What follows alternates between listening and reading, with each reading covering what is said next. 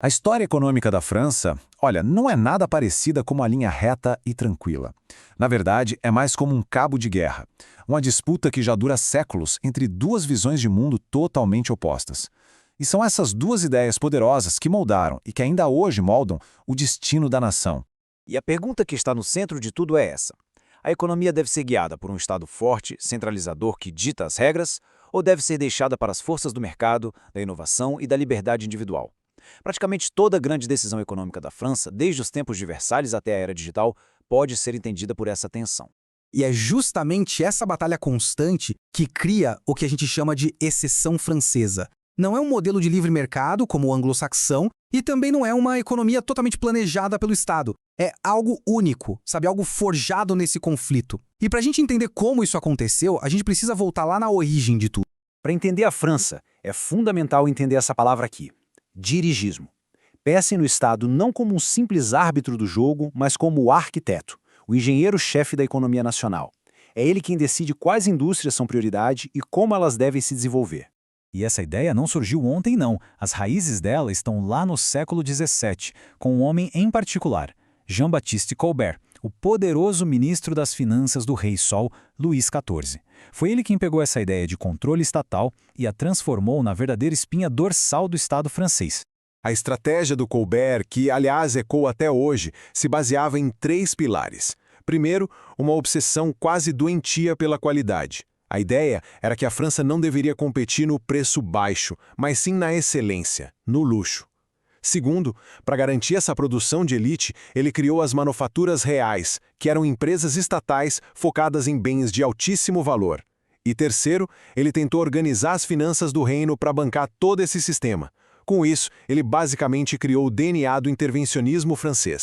Só que existia um problema nesse modelo. Como essa crítica bem coloca, era como um jardim francês. Lindo, superordenado, mas profundamente artificial. A regulamentação era tanta que acabava sufocando a inovação privada. E o pior, todo o sistema era financiado por impostos que esmagavam a população, gerando uma tensão social que um século depois ia explodir da forma mais violenta possível.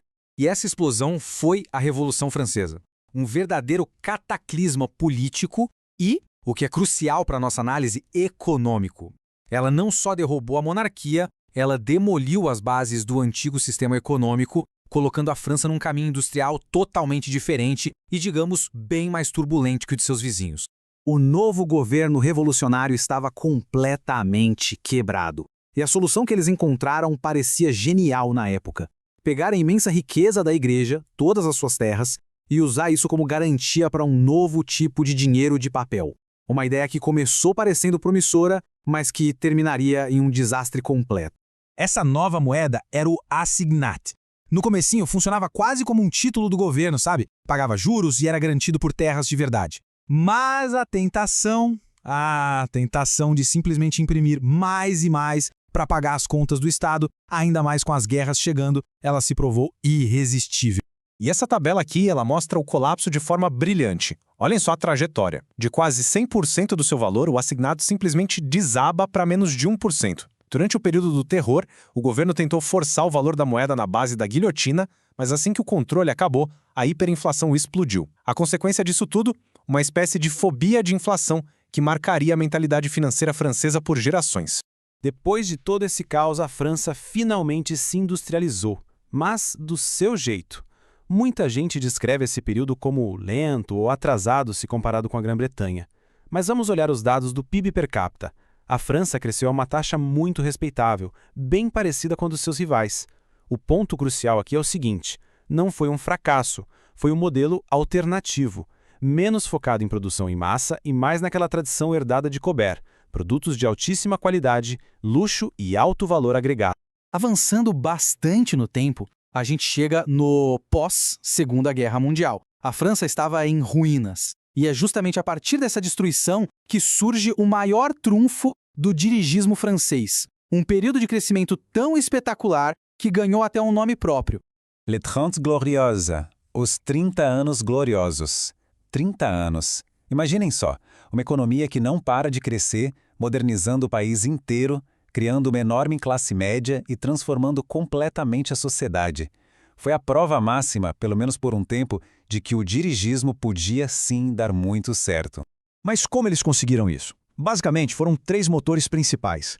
Primeiro, o Plano Monnet, um tipo de dirigismo bem inteligente, onde o Estado não dava ordens, mas indicava o caminho, coordenando investimentos estratégicos. Segundo, a explosão demográfica do baby boom, que criou uma demanda interna gigantesca. E terceiro, a Europa. A França usou a recém-nascida União Europeia para forçar a própria indústria a se modernizar e, ao mesmo tempo, proteger seus agricultores. Era o Estado, a demografia e a geopolítica trabalhando em perfeita harmonia. Mas, como a gente sabe, todo milagre tem um fim. A partir dos anos 70, aquele modelo dirigista francês, que tinha sido um sucesso num mundo em reconstrução, começou a bater de frente com as duras realidades de uma nova economia globalizada. Essa linha do tempo mostra bem como essa adaptação foi dolorosa. O choque do petróleo de 73 acaba com a era do crescimento fácil, criando a estagflação, aquela combinação terrível de economia parada com inflação alta. Em 81, a esquerda tenta uma última grande cartada dirigista, nacionalizando indústrias, tentando estimular a economia sozinha. Essa tentativa falha de forma espetacular. E aí, em 1983, vem um momento decisivo, a virada da austeridade. O presidente Mitterrand é forçado a escolher ou o socialismo isolado ou a integração europeia. Ele escolhe a Europa, alinhando a França de forma definitiva com a disciplina do mercado. A chegada do euro expôs um desafio totalmente novo. Sem poder desvalorizar a própria moeda para competir, a competitividade virou uma corrida de quem tinha menos custos. A Alemanha fez reformas duríssimas para cortar custos, para se tornar mais leve. Já a França hesitou, manteve custos mais altos. O resultado? A Alemanha acumulou superávites comerciais gigantescos, enquanto a balança comercial francesa se tornou cronicamente negativa. E isso nos traz para os dias de hoje. Como a França está tentando reinventar seu modelo único para o século XXI, tentando equilibrar essa tradição estatista com a necessidade de inovação num mundo globalizado? A resposta parece ser um novo tipo de dirigismo. O Plano França 2030 é o Estado, mais uma vez, escolhendo seus campeões. Só que, desta vez, os setores são os do futuro. Hidrogênio verde, tecnologia de ponta, descarbonização.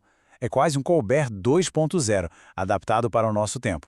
E hoje, se a gente olhar para a economia francesa, ela se apoia em pilares que são uma mistura fascinante do antigo e do novo, do mercado e do Estado. O setor de luxo global é o herdeiro direto da visão de Colbert.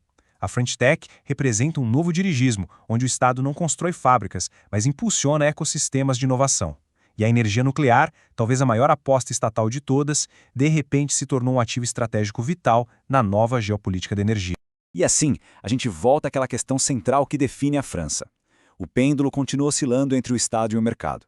A grande dúvida para o futuro é se a França vai conseguir usar sua poderosa tradição estatal não para podar a inovação, como no Jardim de Colbert, mas sim para cultivá-la. A resposta a essa pergunta não vai definir apenas a próxima fase da sua história, mas também o seu lugar no século XXI que é, convenhamos, implacavelmente competitivo.